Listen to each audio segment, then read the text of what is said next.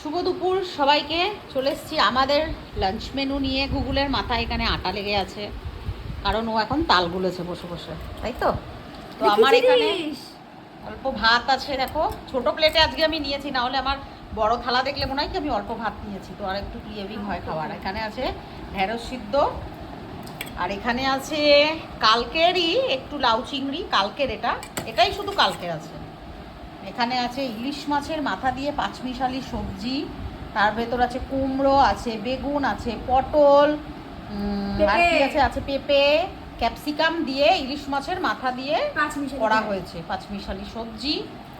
এখানে আছে লেজা ভাজা, ইলিশ মাছের লেজা ভাজা। আমরা দুজন খাবো। আমাকেও দিবি ভাজা ছোটটা। আমি তেল নেবো না, তোরা তেলটা নে। ও খাবে না তেল রেখেছি, খাবি না বলো তেল? আচ্ছা, এখানে করেছি পেঁপে দিয়ে ইলিশ মাছ দিয়ে। জানি না, এটা শুনে তোমরা একটু হয়তো অবাক হবে যে পেঁপে দিয়ে খাই, কিন্তু আমরা চ্যানেলটা হ্যাক হয়েছিল এটা নিয়ে, এটা অনেক কন্ট্রোভার্সি হয়েছিল। আমরা খাই, আমাকে এখন খেতে হবে, তাই আমি খাই।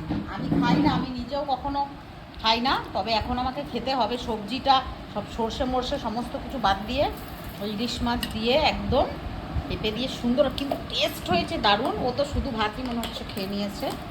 এনে মাছের তেলটা নিয়ে নে তোরা, আমাকে দিয়ে দে, এটা দিয়েই আমি চিবিয়ে চিবিয়ে খেয়ে।